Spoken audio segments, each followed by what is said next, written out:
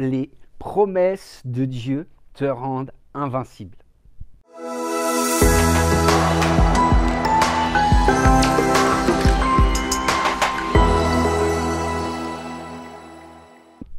Bonjour Église, c'est véritablement une joie de pouvoir te retrouver sur cette vidéo, de pouvoir partager avec toi quelques principes qui vont booster ta vie chrétienne. Ce que j'aimerais te laisser comme message aujourd'hui, c'est que les promesses de Dieu te rendent invincible. Lorsque Josué et le peuple d'Israël se sont trouvés aux frontières de la terre promise, ce pays que Dieu avait juré de donner à leur père, la Bible nous dit que tous les habitants du pays tremblaient en pensant à Israël. En fait, quand on y réfléchit, c'est vraiment un truc de fou. Parce que les Cananéens, ils avaient des armées combien plus aguerries, combien plus puissantes qu'Israël, qui sortaient d'esclavage et qui avaient erré pendant 40 ans dans le désert. Ils avaient des villes fortifiées, des villes fortement défendues avec des grosses murailles à l'image de Jéricho. Ils avaient même des géants qui habitaient le pays comme Og, Og qui était le roi de Basan et que Josué tuera plus tard dans l'histoire. Mais humainement, les possibilités, les probabilités pour qu'Israël puisse s'emparer de la terre promise étaient vraiment très très faibles. En fait, la différence s'est faite, non pas parce qu'Israël avait une supervision ou bien qu'il rêvait de grandeur, mais parce que Dieu avait fait une promesse. Dieu avait juré de leur donner ce pays. Et voici ce que dit Josué. C'est dans Josué 1, verset 13. Il va dire « Rappelez-vous ce que Moïse a prescrit, le serviteur de l'Éternel, quand il a dit « L'Éternel, votre Dieu, vous a accordé du repos et vous a donné ce pays. » En fait, même si Israël n'avait pas encore passé le Jourdain pour rentrer en terre promise, même si Israël n'avait pas encore livré de combat, rien fait, en fait, ils étaient juste encore dans le repos, le pays leur appartenait déjà à cause de la promesse que Dieu avait faite. Et ça me donne l'occasion de vous poser cette question, mais quelles sont les promesses que Dieu vous a faites? Quelles sont ces promesses-là? Quels sont les territoires qui vous reviennent? Quels sont les domaines où Dieu vous a fait des promesses? Parce que les promesses de Dieu sont la clé. Les promesses de Dieu sont oui et amen. Mais attention, une chose qui est importante, c'est qu'Israël n'a pas quitté l'Égypte pour aller en terre promise. En fait, si Israël a quitté l'Égypte, c'était pour quelque chose de bien plus précieux.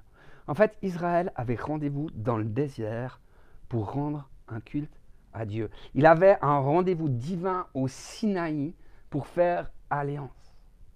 D'accord? Deux choses sont vraiment essentielles pour qu'on puisse saisir tout cela. La première chose que j'aimerais vous dire, c'est qu'il nous a été donné de comprendre les mystères du royaume.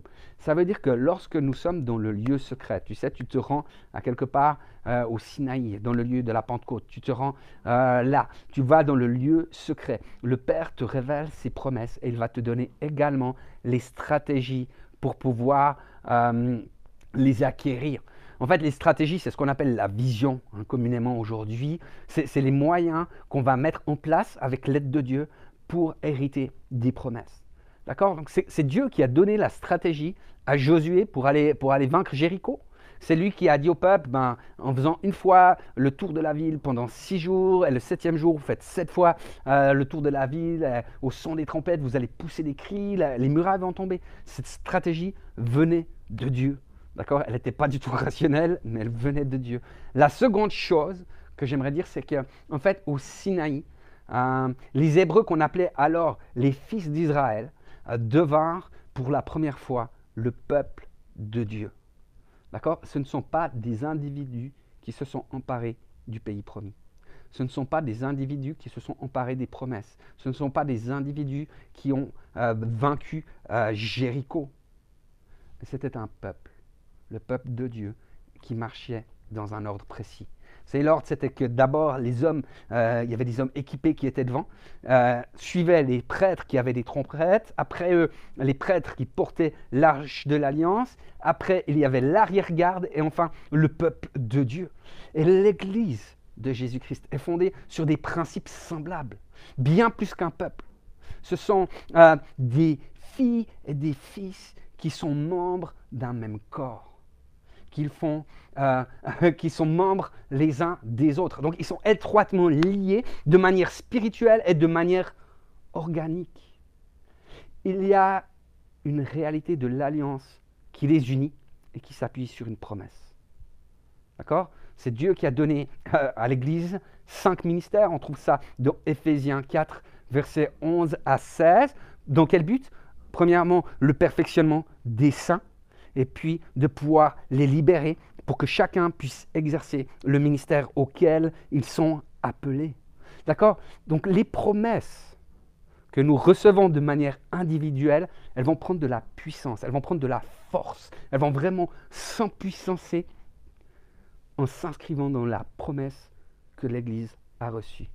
Et la promesse que l'Église a reçue va s'inscrire aussi dans une promesse plus grande. Par exemple, pour nous, on s'inscrit vraiment dans la promesse aussi du mouvement Gospel Wave. Et puis après, on s'inscrit évidemment dans la promesse qui est donnée à l'Église, qui est l'ordre missionnaire que Jésus va donner dans Matthieu 28, 19. En fait, ce que j'essaye de démontrer, c'est vraiment que la dynamique qui permet de manifester le royaume de Dieu sur la terre et d'hériter des promesses, de ces promesses qui nous rendent invincible, c'est qu'à chaque fois, il y a un principe de pouvoir s'inscrire dans quelque chose de plus grand.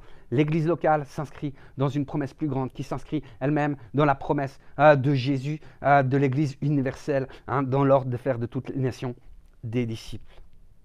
Alors laissez-moi vous partager, pour celles et ceux qui ne connaîtraient pas la promesse que nous avons reçue en tant que communauté locale, en tant que Gospel Center La Côte. Voici ce qu'elle dit.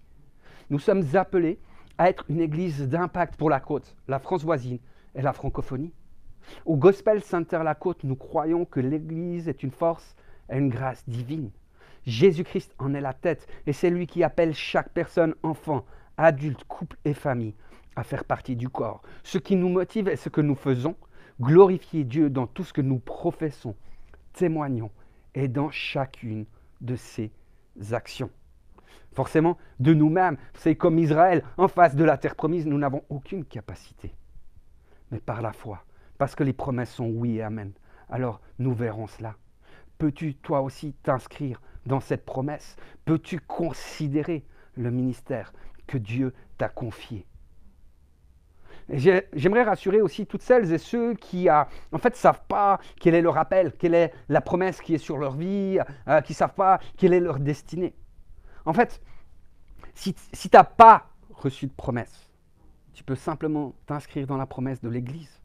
Vous savez, sincèrement, je crois que lorsque nos vies sont motivées par ce désir de glorifier Dieu en toutes choses, je crois que tu peux être assuré d'une chose, c'est que le Seigneur va t'éclairer, il va te dévoiler, il va te montrer les choses qu'il a prévues pour toi d'avance et qu'il veut te confier pour sa gloire et pour l'édification de l'Église qui est le corps de Christ. En fait, le ministère de l'Église, les amis, ce n'est pas limité au service du dimanche.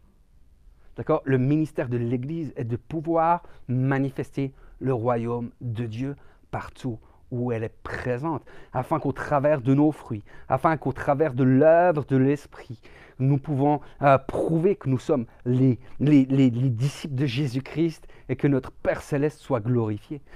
Oui, c'est avec Jésus qu'on veut s'aligner. C'est avec Jésus qu'on veut prier le Notre Père et dire que ta volonté soit faite sur la terre comme dans le ciel. Église, en cette saison, le Seigneur se tient au creux du rocher. Vous savez, il veut faire alliance avec nous et en Christ, et il veut nous rendre invincibles par les promesses qu'il nous a données, afin qu'elles s'accomplissent. Amen. En fait, j'espère vraiment que ça t'a encouragé, que ça t'a boosté. Rappelle-toi, les promesses de Dieu te rendent invincible. Et n'hésite pas à liker cette vidéo, à la partager, abonne-toi à la chaîne aussi et tu recevras nos nouveautés. Demeure béni par la présence et la puissance de Jésus-Christ.